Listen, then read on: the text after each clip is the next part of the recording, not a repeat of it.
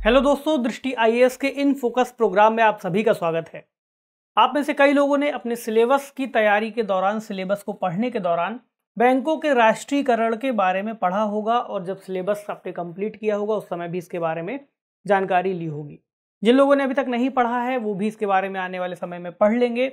तो आज का जो विषय है बैंकों के राष्ट्रीयकरण से संबंधित है। यह जो विषय है लगातार चर्चा में बना हुआ है, इसके पीछे कई सारे कारण हो सकते हैं। इस विषय को लेकर के लोगों के अलग अलग मत हो सकते हैं। बैंकों का राष्ट्रीयकरण क्या है, क्या इसकी प्रक्रिया है, राष्ट्रीयकरण कितना महत्वपूर्ण रहा या राष्ट्रीयकरण के क्या नुकसान रहे। एक और बात जो आज के समय जानने को मिलती है बैंकों के निजीकरण के बारे में, या फिर बैंकों से इतर सरकार की जो भी संपत्तियां हैं, जो भी कंपनियां हैं, उनके निजीकरण के बारे में। तो इन दोनों ही बातों में क्या अंतर है। बेसिकली हमारा फोकस बैंकों पर रहने वाला है और यह जो खबर है चर्चा में क्यों है इस पर आज हम डिस्कस करेंगे। यह जो टॉपिक है वह है बैंकों का राष्ट्रीयकरण अच्छा या बुरा। ये सवाल अपने आप में बहुत महत्वपूर्ण हो जाता है क्योंकि एक धड़ा ऐसा है विशेषज्ञों का, राजनीतिज्ञों का, सरकारों का, जो ये मान के चलता है कि बैंकों का जब राष्ट्रीयकरण किया गया था तो वो बहुत सही डिसीजन था, जबकि एक धड़ा ऐसा है जो मान के चलता है कि वो सबसे खराब डिसीजन था और आज के समय जो स्थितियां बैंकों की दिख रही है उसमें उसका बड़ा रोल था। देखेंगे इन सभी पहलुओं को, मुद्दों को। खबर क्या आई, 53 years since India's bank nationalization ordinance, a push for privatization under Modi. तो 53 साल पूरे हो गए हैं बैंकों के राष्ट्रीयकरण किए जाने को लेकर के। उसी की वर्षगांठ हाल ही में मनाई गई थी, अभी हम देख लेंगे कब मनाई गई थी। और अब चूंकि प्रधानमंत्री नरेंद्र मोदी जी की वर्तमान सरकार के जो कदम हैं वो राष्ट्रीयकरण से थोड़ा सा अलग हट करके दिखाई दे रहे हैं। अभी हाल ही में वित्त मंत्री श्री निर्मला सीतारमण जी ने पिछले साल यानी 2021 के अपने वित्तीय भाषण के दौरान कहा था कि आने वाले समय में वो कुछ और बैंकों का निजीकरण करने जा रही हैं, जिसमें आईडीबीआई बैंक शामिल हो सकता है और कुछ फाइनेंस कंपनीज भी शामिल हो सकती हैं। क्या इन सब बातों का मतलब निकलेगा, इसको देखेंगे। तो राष्ट्रीयकरण की 53वीं वर्षगांठ चूंकि मनाई गई है, क्यों मनाई गई, कब इसको किया गया था, कैसे 53 साल पूरे हुए, कुछ प्रश्नों को देखेंगे जो इस टॉपिक से संबंधित होंगे और हमारे लिए टॉपिक को समझने में आसानी होगी और टॉपिक को आगे बढ़ाने में मदद करेंगे। तो एक सवाल यह है कि राष्ट्रीयकरण बेहतर है, एक धड़ा कहता है सवाल के उत्तर में। दूसरा कहता है कि निजीकरण बेहतर है। इस दोनों की ही हम तुलना करके देखेंगे, एक निष्कर्ष निकालेंगे और समझेंगे ये बेहतर है या ये बेहतर है या फिर क्या बेहतर है। ठीक, और एक सवाल जिसे आप प्रीलिम्स के स्तर पर सॉल्व करेंगे। यह जो विषय है जीएस पेपर 1 और जीएस पेपर 3 दोनों से ही जुड़ता है। यानी कि जीएस पेपर 1 में अगर हम देखेंगे तो स्वतंत्रता के पश्चात देश के अंदर एकीकरण और पुनर्गठन वाली जो प्रक्रिया है उसमें बैंकों के एकीकरण की भी बात आ रही है, बैंकों के राष्ट्रीयकरण की बात आ रही है। इसके अलावा भारतीय अर्थव्यवस्था तथा योजना, संसाधनों को जुटाने, प्रगति, विकास तथा रोजगार से संबंधित विषय और निवेश मॉडल। चूंकि बैंकिंग प्रणाली अपने आप में बहुत महत्वपूर्ण है आर्थिक विकास और वित्तीय समावेशन के लिए, इसलिए बैंकों का होना अपने आप में बहुत जरूरी हो जाता है।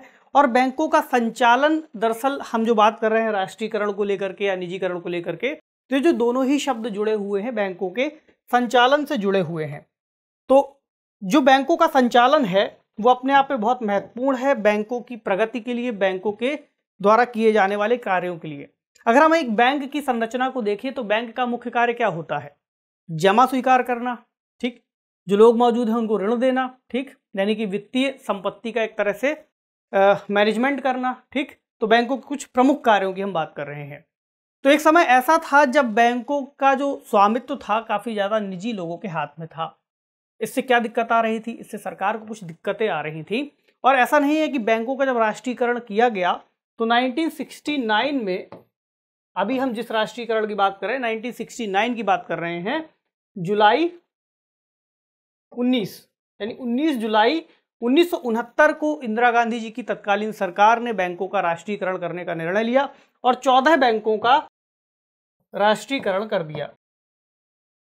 यहां राष्ट्रीयकरण का मतलब क्या हुआ, राष्ट्रीयकरण का मतलब हुआ कि बैंकों का जो स्वामित्व निजी क्षेत्र के हाथों में था, बैंकों का संचालन निजी क्षेत्र के जो हाथों में था, अब वह सरकार ने सीधे अपने हाथों में ले लिया। बैंकों का संचालन, बैंकों का प्रबंधन और बैंकों के द्वारा किए जाने वाले कार्यों का प्रबंधन, ठीक। तो कौन कौन से प्रमुख बैंक थे, यहाँ पर 14 बैंकों की सूची दी हुई है। Allahabad bank, bank of Baroda, bank of India, bank of Maharashtra, central bank of India, Canara bank, Dena bank, Indian bank, Indian overseas bank, Punjab national bank, syndicate bank, UCO bank, union bank और यूनाइटेड बैंक ऑफ इंडिया।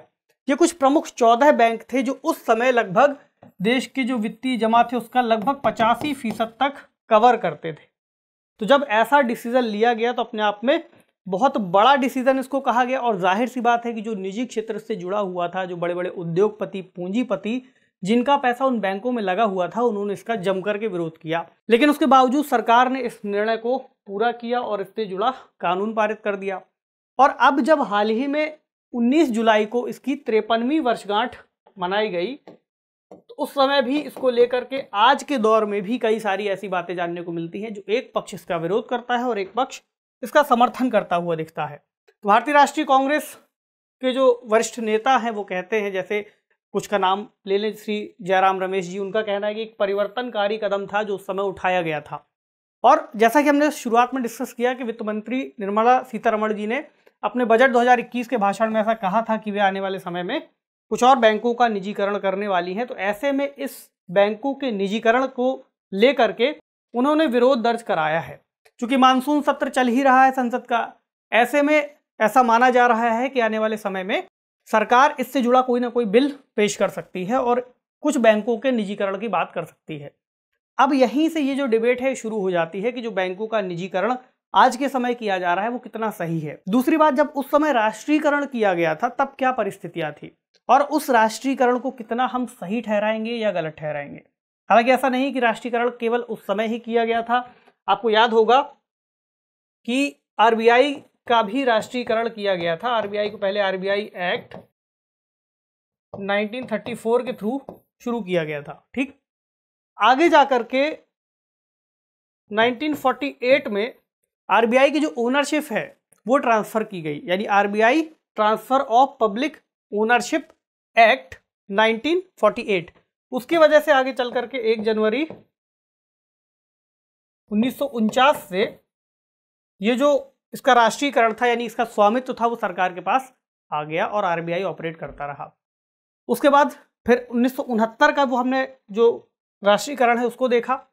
तो कुछ सवाल खड़े हो सकते हैं कि जो राष्ट्रीयकरण है वो क्यों किया जा रहा है, यानी कि क्या बैंकों का राष्ट्रीयकरण ने अपने उद्देश्य की पूर्ति की थी और क्या उद्देश्य थे जिसकी वजह से बैंकों का राष्ट्रीयकरण किया गया था। दूसरी बात, क्या सरकारी स्वामित्व, केवल स्वामित्व की अगर हम बात करें, सार्वजनिक क्षेत्र के बैंकों के निजी बैंकों से पीछे होने का मुख्य कारण है। क्योंकि ऐसा देखा जा रहा है कि जो सार्वजनिक क्षेत्र के बैंक हैं, जिन्हें हम पब्लिक सेक्टर बैंक्स कहते हैं, तो उनका परफॉर्मेंस निजी क्षेत्र के बैंकों से कमजोर दिखाई दे रहा है। अभी हम कुछ रिपोर्ट्स का जिक्र करेंगे तब ये चीज़ आपको और क्लियर होगी, जिसकी वजह से सरकार अब ऐसे डिसीजन लेने पर बाध्य हुई है, एक तरह से आई है। इसके अलावा अगर पीएसबीज का निजीकरण कर दिया जाए तो क्या होगा, यानी निजीकरण अगर किया जा रहा है तो उसका क्या क्या फर्क पड़ेगा। वो सकारात्मक भी हो सकता है, नकारात्मक भी हो सकता है और दोनों भी हो सकता है। चूंकि हर चीज़ का केवल एक पहलू नहीं होता कि केवल नकारात्मक या केवल सकारात्मक, बल्कि नकारात्मक और सकारात्मक, इस भाव के साथ हम इस विषय को देखेंगे। तो चूंकि अगर हम बैंकों की बात कर रहे हैं, बैंकों की हमने बात कर ही ली कि बैंक का क्या उद्देश्य है, तो बैंकों का जो स्वामित्व है उसका हस्तांतरण जब किया गया तो निजी बैंकों का स्वामित्व आ गया सरकार के पास। उस समय की अगर हम स्थितियों को देखें तो भारत मुख्य रूप से कृषि प्रधान अर्थव्यवस्था था और गरीब आबादी की जो अगर हम संख्या को देखें, परसेंटेज को देखें, तो लगभग 50% से अधिक गरीब आबादी भारत में मौजूद थी। तो सरकार का पहला उद्देश्य ये था कि ज़्यादा से ज़्यादा लोगों को वित्तीय व्यवस्था से जोड़ा जाए, क्योंकि उस समय बहुत सारे क्षेत्र में मौजूद जो पिछड़े क्षेत्र हैं वहाँ पे जो लोग मौजूद थे तो उनके पास फंड लेने की क्या व्यवस्था थी। आप सभी ने पढ़ा हुआ है इतिहास में, साहूकारी व्यवस्था। तो साहूकार जो ऋण देते थे अपने आप में उसका जो ब्याज होता था बहुत ज़्यादा होता था। वहीं पर एक गरीब किसान है, पहले से ही उसके पास पैसे की कमी है, फिर उसने साहूकार से ऋण लिया, बहुत महंगा ऋण था, अब उस आर्थिक जाल में फंसता चला जा रहा है। तो बहुत ही खराब प्रक्रिया से, खराब दौर से लोग गुजर रहे थे। इसके अलावा जो निजी क्षेत्र के बैंक थे वो अपने आप में उन क्षेत्रों तक पैसा पहुंचाना लाभकारी नहीं समझते थे, या फिर उन क्षेत्रों में ब्रांचेस खोलना लाभकारी नहीं समझते थे जहां पर बहुत ज़्यादा उनके प्राइम कस्टमर मौजूद ना हो, यानी ऐसी जगह पर जहां पर उनको कोई लाभ ना दिखाई दे, बल्कि केवल ऑपरेशनल जो खर्च है वही बढ़ता हुआ दिखाई दे। ठीक, इसके अलावा वित्तीय समावेशन की स्थितियां थी बहुत ज़्यादा खराब थी। तो एक राष्ट्रीयकरण हमें 1969 में दिखाई देता है, दूसरा फिर किया गया 1980 में, उसके भी बैंकों की सूची दी हुई है। पंजाब और Sind bank, Vijaya bank, oriental bank of India, corporation bank, Andhra bank और न्यू बैंक ऑफ इंडिया, इसको कॉरपोरेशन कर सकते हैं। ठीक है, तो उद्देश्य क्या थे? अगर हम इन्हीं उद्देश्यों को कैलकुलेट करें तो पहला तो समाज का कल्याण करना, समाज के अंतर्गत हाशिए में मौजूद लोगों को समाज की मुख्य धारा में लाने का प्रयास करना, वित्तीय समावेशन का प्रयास करना, बैंकिंग आदतों का विकास करना। बैंकिंग आदतें मतलब कि लोगों की जो प्रक्रिया है वो साहूकारों से हट करके बैंकों के साथ शिफ्ट हो जाए, ताकि उनको कम से कम कीमत में धन की उपलब्धता सुनिश्चित हो सके। इसके अलावा बैंकिंग क्षेत्र का विस्तार करना, कि लोगों की बैंकिंग आदत तो तभी पड़ेगी ना जब वहाँ पे बैंक मौजूद होगा। तो जैसे जैसे बैंकों को उन क्षेत्रों तक पहुँचाया जाएगा जो बहुत पिछड़े हैं, तो बैंकिंग की जो सुविधाएं हैं वो भी बढ़ेंगी और बैंकिंग आदतों का विकास भी होगा। इसके अलावा निजी एकाधिकार को नियंत्रित करना, कि जो प्राइवेट सेक्टर के बैंक मौजूद हैं केवल उन्हीं की मोनोपोली ना बनी रहे, वे ही मिलकर के जो ऋण हैं उनको तय ना करें, उसमें सरकार का भी रोल रहे, ताकि सरकार उन कीमतों को उस स्तर तक नियंत्रित कर सके जो लोगों के लिए अफोर्डेबल हो।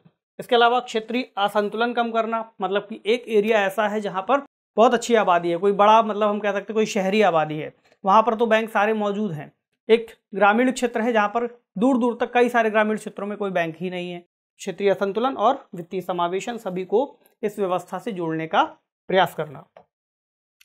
अब एक पक्ष आता है जो कहता है निजीकरण बेहतर है, मतलब ये उद्देश्य जो राष्ट्रीयकरण के थे वो हमने देखे, वो कितने पूरे हुए अभी हम आगे देखेंगे। लेकिन दूसरी बात यह है कि अब निजीकरण की जब हम बात करें तो निजीकरण की बात कैसे शुरू होती है, तो इस प्रक्रिया को हम पहले इस सरकार के जो पहला कार्यकाल था 2014 का उससे ही लगा करके देख ले, जब कांग्रेस सरकार जाने वाली थी और नई सरकार आ रही थी। तो मई 2014 में एक रिपोर्ट आती है, review governance of board of banks in India, यानी भारत के अंतर्गत जो बैंक हैं तो उनके बोर्ड का प्रबंधन का एक तरह से रिव्यू किया जाना। तो इस समिति का गठन किया था उस समय के जो आरबीआई के गवर्नर थे रघुराम राजन जी, और जो अध्यक्षता कर रहे थे वो थे पीजे नायक जी, ठीक, जो कि उस समय एक्सिस बैंक के भी अध्यक्ष रह चुके थे। तो इन्होंने क्या कहा कि सार्वजनिक क्षेत्र के बैंकों की जब इन्होंने बोर्ड मेंबर्स के साथ, बोर्ड के साथ कुछ मीटिंग की, समीक्षा की पूरे मामलों की, तो इनको पता चला कि जो सार्वजनिक क्षेत्र के बैंक हैं वहाँ की वित्तीय स्थिति बहुत नाजुक है, जो फंडिंग की व्यवस्था है वो अपने आप में बहुत मजबूत नहीं है, फंड्स कमज़ोर हो रहे हैं। कमज़ोर क्यों हो रहे हैं? क्योंकि जो फंड उनके पास आता है, जो वो दूसरों को बांटते हैं, यानी कि एक तरह से ऋण देते हैं, उसकी प्राप्तियां ठीक तरह से नहीं हो पा रही हैं। दूसरा, बोर्ड इन चीज़ों के मामले में अक्षम, यानी कि पूरी तरह से सक्षम नहीं हो पा रहा है। इसकी कुछ भी वजहें हो सकती हैं, जैसे कि सरकार का नियंत्रण होना, बोर्ड को बहुत ज़्यादा स्वतंत्रता ना मिल पाना, ठीक। इसके अलावा निदेशकों की जो चयन प्रक्रिया है उसमें भी तेज़ी से समझौते किए जा रहे थे, मतलब कि जो व्यक्ति उस चीज़ के लिए योग्य हो सकता था उसको ना वहाँ पर चुन करके किसी ऐसे व्यक्ति को चुन लिया जाना जो किसी का फेवरेट हो सकता है, ठीक। इसके अलावा बोर्ड प्रशासन कमज़ोर हो गया इसकी वजह से। जब बोर्ड प्रशासन कमज़ोर है तो बोर्ड की नीतियाँ भी कमज़ोर हो गई। इसके अलावा बोर्ड की जो नीतियाँ हैं उनमें ऐसे सब्जेक्ट्स पर चर्चा हो रही है जो अपने आप में बहुत महत्व के हैं ही नहीं, ठीक। और चर्चा हो भी रही है तो कितनी, बहुत कम दायरे में, जितना उनको सोचना चाहिए उतना नहीं सोच पा रहे हैं। दूसरा, जो उसकी लाभप्रदता है, यानी उसका जो प्रॉफिट है, तो प्रॉफिट जैसी चीज़ों पर उनका बहुत कम ध्यान है, ठीक। वो ऐसे विषयों पर फोकस कर रहे हैं जो बहुत ज़्यादा इंपॉर्टेंट नहीं है, जैसे जो चेयरमैन हैं वहाँ पर बोर्ड के, कुछ जो पर्सन्स हैं बोर्ड के, तो वो कैसे जाकर के भाषण देंगे कॉलेजेस में, या फिर वित्त मंत्री के साथ उनकी बैठकें कैसे होनी, इस तरह के विषयों पर वो ध्यान दे रहे हैं, ऐसा इस रिपोर्ट में बताया गया है, ठीक। इसके अलावा एनपीए बढ़ रहा है बहुत ज़्यादा, उसकी दिक्कत। एक पॉइंट जो अच्छा निकला वो ये निकला कि विकास संबंधी चिंताओं पर वहाँ पर चर्चा की जा रही थी, जो कि निजी क्षेत्र के बैंकों से थोड़ा अलग थी। केवल ये पॉइंट उन्होंने पॉजिटिव नोट किया, ठीक। बहरहाल बाकी पॉइंट्स अपने आप में बहुत नेगेटिव से दिखाई दे रहे थे। तो उन्होंने कहा कि इसमें एकदम रेडिकल चेंज की ज़रूरत है, आमूलचूल एक तरह से सुधार करना होगा, क्योंकि सरकार अगर इसमें छोटे मोटे सुधार करती है तो वो पैसा भी बर्बाद ही जाएगा। इसलिए इस पूरी व्यवस्था में सुधार किया जाना आवश्यक है। इसके अलावा सरकार ने सार्वजनिक क्षेत्र के बैंकों के पुनर्पूंजीकरण के लिए 2.79 लाख करोड़ रुपए के बॉन्ड जारी किए थे, ताकि जो एनपीए की वजह से इनको नुकसान हुआ है उसको वापस से पूरा किया जा सके। आप बैंकिंग व्यवस्था के अंतर्गत जानते हैं कि जो व्यवस्था है उसका संचालन कैसे होता है। जैसे अब हमने इस बात का जिक्र किया कि सरकार ने जो पूंजीकरण है, पुनर्पूंजीकरण है, उसके लिए पैसे दिए। सरकार के पास पैसा कहाँ से आ रहा है, इस बात को हम एक बार अगर समझें तो हम इस पूरे ट्रैप को भी समझ पाएंगे। सरकार के पास जो बेसिकली पैसा आ रहा है, हम प्रमुख रूप से उस धन की बात कर रहे हैं जो राजस्व के रूप में प्राप्त हो रहा है। वो है किसका? हम करदाता लिख देते हैं, करदाताओं का। ठीक, जो टैक्स पेयर्स हैं, वो पैसा जा रहा है सरकार के पास। सरकार बेसिकली कहाँ खर्च करती है? एक तो कल्याणकारी कार्यों में, दूसरा कुछ ऐसी जगह पर जहां पर पूंजी निर्माण हो सके। हम बहुत बेसिक चीजों पर बात कर रहे हैं जो हमारे इस टॉपिक से जुड़ी हुई है। तो कल्याणकारी कार्यों में जो सरकार पैसा खर्च कर रही है उसका लाभ किसे मिल रहा है? समाज को। और समाज इससे मजबूत हो रहा है, शिक्षा, स्वास्थ्य, बाकी सारी चीजें। और जो पूंजी निर्माण में कर रही है उससे संपत्तियों का सृजन हो रहा है, वो भी बहुत अच्छी बात है। 2 पॉजिटिव पॉइंट्स ले लिए करदाता के पैसे का। अब एक बैंक है, मान लीजिए, ठीक, बैंक देता है ऋण किसी भी संस्था को, व्यक्ति को, कंपनी को, बैंक ऋण दे रहा है। ये जो पैसा है बैंक के पास जिससे बैंक ऋण दे रहा है, ये किसका है? जनता का। एक तरह से हम कहें इन्हीं करदाताओं का। ये गया बैंक के पास, बैंक ने उस पैसे को लिया, ऋण दे दिया। अब वो जो व्यक्ति था या जो संस्था थी जिसको ऋण दिया गया, मान लीजिए 1000 करोड़ रुपए का या 1000 रुपए का मान लीजिए ऋण दिया गया, वो लेकर के चले गए। यानी पैसा जो था वापस नहीं आया, एनपीए बन गया। जो एसेट, इससे कुछ ब्याज अर्जित किया जाना था। ऋण क्यों दिया था बैंक ने? ब्याज अर्जित करने के लिए, लाभ कमाने के लिए। लाभ तो छोड़िए, जो मूलधन था, जो जनता का पैसा था, वो भी चला गया, एनपीए बन गया। ठीक, जनता का लॉस यहां पर हो गया। आपको दिखाई दे रहा है कि पब्लिक का पैसा जो था वो चला गया। और यहां पर जो बैंक है, बैंक की स्थिति भी खराब होने लगी। ठीक, अब जो जिम्मेदारी है वो सरकार के पास थी एक तरह से। और जिम्मेदारी इसलिए भी थी क्योंकि बैंक अगर डूबेगा तो इससे सरकार पर भी समस्या आएगी, प्लस जो पब्लिक है उसका भी प्रेशर क्रिएट होगा। तो सरकार ने क्या किया कि इस पैसे को उठा करके बैंक में डाल दिए, पुनर्पूंजीकरण एक तरह से कर दिया। जितना भी किया, अभी हमने पीछे बात की। ठीक, तो जो पुनर्पूंजीकरण सरकार ने कर दिया वो पैसा किसका था? सरकार का थोड़ी ना था, वो पैसा भी करदाताओं का था, जनता का था। पुनर्पूंजीकरण किया बैंक की स्टेबिलिटी के लिए। ठीक, जो पैसा ये था यहाँ भी चला गया था, एक्स्ट्रा है वो भी चला गया। हमें तो दिख रहा है कि सरकार ने अच्छा काम किया, लेकिन वो काम किया कहाँ से? अब जो कार्य यहाँ किए जा सकते थे, कल्याणकारी कार्य, ये इन कामों में अब कहीं ना कहीं कटौती होगी। सरकार और ऋण लेगी। ऋण जो सरकार लेती है वो किसकी वजह से लेती है? वो भी भारत की जनता की बेस पर ही लेती है, क्योंकि सरकार अपने आप में क्या है? सरकार तो जनता की ही प्रतिनिधि है, जनता को ही एक तरीके से अभिव्यक्त करती है। ठीक, तो जो कल्याण में पैसा खर्च होना था वो ना होकर के वहां चला गया। अगर वही पैसा कल्याण में खर्च होता तो समाज का निर्माण होता, समाज का निर्माण होता तो वो जो मजबूत समाज बन रहा था, शिक्षित समाज बन रहा था, वो आगे चल करके जो टैक्स पेयर का बेस है उसे बढ़ाता, सरकार के पास और रेवेन्यू आता। तो जो एक अच्छी साइकिल बननी थी वो इसकी वजह से खराब हो सकती है।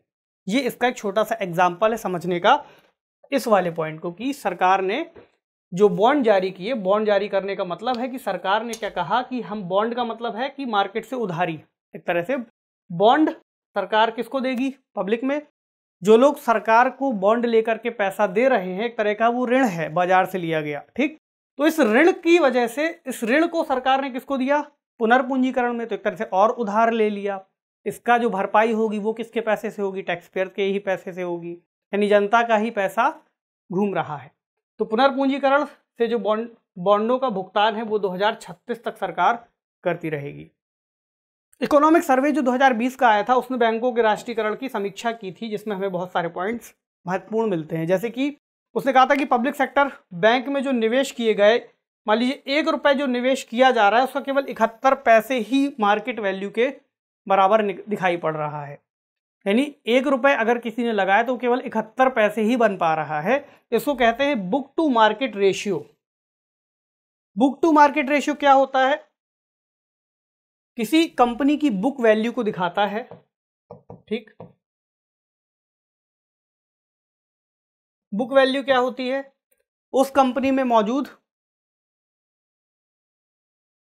उसकी एसेट्स और माइनस उसकी लायबिलिटीज।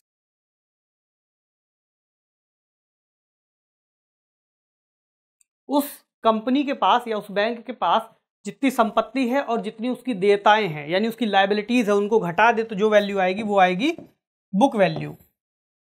अब मार्केट वैल्यू क्या है? उस कंपनी के बाजार में मौजूद एक शेयर की वैल्यू को उसके कुल शेयर से अगर हम गुणा कर दें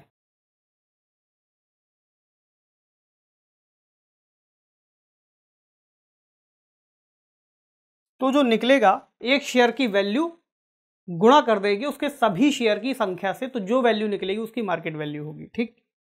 तो ये है एक तरह से बुक टू मार्केट रेशियो। यहां पर नुकसान दिखाई दे रहा है इसकी तुलना में, ठीक। तो किसी नए निजी क्षेत्र में 1 रुपए जो डाला जाएगा उसका बाजार मूल्य लगभग 3.70 रुपए के बराबर दिखाई दे रहा है। बेसिकली लगभग 5 गुना का अंतर दिखाई पड़ता है। ऐसे में अगर देखें तो कोई सरकार मान लीजिए जो स्वास्थ्य योजनाएं चला रही है, लगभग 9 साल तक ऐसी स्वास्थ्य योजनाओं का खर्च उठाया जा सकता है इस तरह के अंतर में ही। यानी कि जो बुक टू मार्केट रेशियो है, अगर निजी क्षेत्र के दूसरे सबसे खराब प्रदर्शन करने वाले बैंक के बराबर आ जाए, किसका? किसी पब्लिक सेक्टर बैंक का जो बुक टू मार्केट रेशियो है, अगर वो किसी दूसरे सबसे खराब प्रदर्शन करने वाले निजी क्षेत्र के बैंक के भी बराबर आ जाए, तो सरकार को 9 लाख करोड़ रुपए से अधिक का लाभ हो जाएगा। ऐसा इस इकोनॉमिक सर्वे की रिपोर्ट में कहा गया था। यानी कि जो सिस्टम है अपने आप में इन सरकारी बैंकों में निजी क्षेत्र की तुलना में बहुत ज़्यादा बेहतरीन नहीं दिखाई देता, ठीक।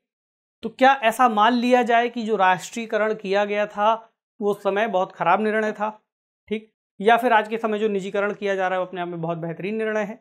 यहाँ पर एक पॉइंट और हमें समझना है, वो है दक्षता और लाभप्रदता वाला, ठीक। यानी कि उसकी कितनी एफिशिएंसी है और वो कितना प्रॉफिटेबल है। ये 2 पॉइंट हैं जो निजीकरण को आपको बेहतर बताएंगे। लेकिन कुछ पॉइंट ऐसे भी होंगे जिनके हम एक तरह से नकार नहीं सकते, यानी केवल सामान्य तुलना नहीं कर सकते। वो पॉइंट कौन से हैं? पहली बात तो कुछ पॉइंट्स ये समझ लें कि जो स्थिति पीएसबीज की यानी पब्लिक सेक्टर बैंक्स की है वो बहुत अच्छी क्यों नहीं दिखाई देती। पहला तो ये कि उस पर सरकार का नियंत्रण है, जैसे कि भर्ती प्रक्रिया, भुगतान प्रक्रिया, निवेश, वित्त पोषण, वहाँ का बोर्ड, ठीक, बोर्ड का मैनेजमेंट और वहाँ पर जो एक तरीके की नियुक्तियाँ हो रही वो कौन कर रहा है, बैंकों का प्रशासन, सामाजिक और विकासात्मक उद्देश्य, ये चीज़ें चूंकि सरकार के नियंत्रण में हैं, इस वजह से ये जो सिस्टम है हमें पब्लिक सेक्टर बैंक्स का वो बहुत अच्छा दिखाई नहीं दे रहा। लेकिन ये वाला जो पॉइंट आएगा यहाँ पर, ये इसमें आपको समझाएगा कि ये क्यों महत्वपूर्ण था उस समय जब राष्ट्रीयकरण का निर्णय लिया गया था। सामाजिक और विकासात्मक उद्देश्य हो सकता है आज के समय में हमें इतने महत्वपूर्ण ना दिखाई दे जितने कि उस समय दिखाई दे रहे थे। उस समय भारत की जो स्थिति थी वो निर्णय अपने आप में महत्वपूर्ण था, क्योंकि सामाजिक और विकासात्मक उद्देश्य उसके बिना पूरे नहीं हो सकते थे।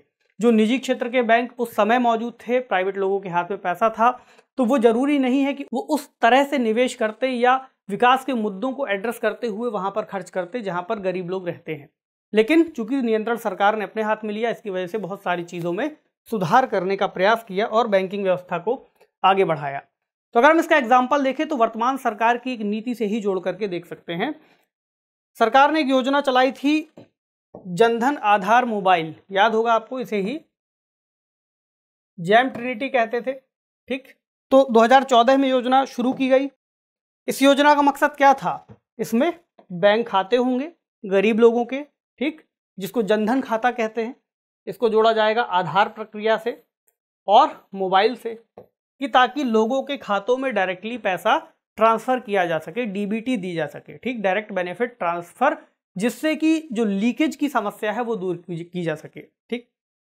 तो क्या जो जनधन खाते खोलने का विचार सरकार के मन में आया था, अगर केवल निजी बैंक वहां पर मौजूद होते तो निजी बैंकों के साथ सरकार को इतनी आसानी से इतना बड़ा लक्ष्य पूरा करने के लिए सरकार एक तरीके से इसको लागू कर पाती, क्योंकि इसमें ये बात निहित थी कि कई सारे खाते जो इस वक्त खोले जाएंगे उसमें कई सारे खाते जीरो बैलेंस पर खुले रहेंगे और कई सारे लगभग एक तरीके से निष्क्रिय हो जाएंगे, क्योंकि लोगों के पास उतना पैसा ही नहीं होगा जो इस चीज़ से जोड़ने की सरकार की योजना रखी गई है। तो क्या ये जो प्रक्रिया बनाई गई थी बेकार थी? नहीं, अपने आप में बहुत अच्छी योजना थी। ठीक, और इसी अच्छी योजना को एक तरह से पूरा करने में मदद किया उन बैंकों ने जो सरकार के पास मौजूद थे, सरकार के स्वामित्व में बड़े बैंक मौजूद थे। तो सरकार ने बहुत आसानी से जो निर्णय लिया उन बैंकों को उसे स्वीकार करना पड़ा। तो अगर जो राष्ट्रीयकरण का निर्णय था अगर वो तब ना होता तो इस प्रक्रिया को फॉलो करने में हमें दिक्कत आती, सरकार को दिक्कत आती और इसे आगे बढ़ाने में भी दिक्कत आती। अगर हम इसका एक चार्ट के थ्रू देखें तो इसमें जो लाभार्थी हैं उनकी संख्या का आंकड़ा हमें यहाँ दिखाई देगा। तो इसमें कुछ बैंक्स के नाम दिए हुए हैं, ठीक, और कौन कौन लाभार्थी रहा उसको देखते हैं।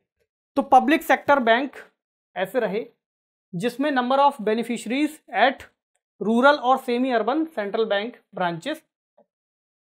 तो ग्रामीण और अर्ध शहरी क्षेत्रों में जो लोग मौजूद हैं उसमें पब्लिक सेक्टर बैंक में 22.68 करोड़ लोग, ठीक, जो क्षेत्रीय ग्रामीण बैंक हैं 7.32, ठीक, और प्राइवेट सेक्टर बैंक में 0.70 लोगों का एक तरीके से लोग लाभार्थी यहाँ पर मौजूद हैं। आपको अंतर दिखाई दे रहा होगा कितना ज़्यादा है। ठीक, तो अब अगर हम बेनिफिशियरीज को देखें शहरी और मेट्रो क्षेत्रों में तो जो लोग मौजूद हैं वो कितने हैं? 13.55 करोड़, यहाँ पर 1.14, यहाँ पर 0.60। महिलाओं की अगर हम संख्या देखें शहरी और ग्रामीण क्षेत्रों में जो लाभार्थी हैं तो 19.98, 4.89 और यहाँ 0.71। कुछ तुलना ही बहुत अलग दिखाई दे रही है।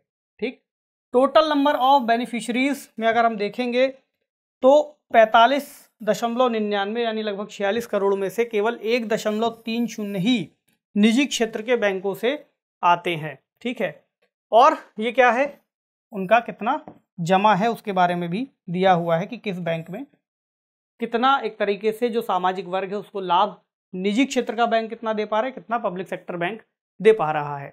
तो इस पूरे जो एनालिसिस है उसका निष्कर्ष यहाँ पर हम पूरा करेंगे कि उस समय की जो परिस्थितियाँ थी उसके हिसाब से राष्ट्रीयकरण का निर्णय लिया गया था, उस समय उस निर्णय को बेहतर कहा जाएगा। और आज के समय यदि ऐसी स्थितियाँ हमें दिखाई दे रही, सरकार को दिखाई दे रही हैं, तो उनके द्वारा लिया जाने वाला निर्णय केवल उन तथ्यों को ध्यान में रखते हुए जिससे जो सरकार के उद्देश्य हैं वो पूरे हो सके और जो जनता है उसका भी एक तरह से लाभ सुनिश्चित हो सके। केवल निजीकरण के ही माध्यम से हर चीज़ संभव नहीं हो पाएगी, ऐसे में कुछ चीज़ें सरकार को अपने पास भी रखनी होगी ताकि जो सामाजिक विकास की प्रक्रिया है उसको पूरा किया जा सके। ठीक है, इसी नोट के साथ इस टॉपिक को खत्म करेंगे और देखेंगे एक सवाल जो कि प्रीलिम्स के स्तर पर आपको सॉल्व करना है।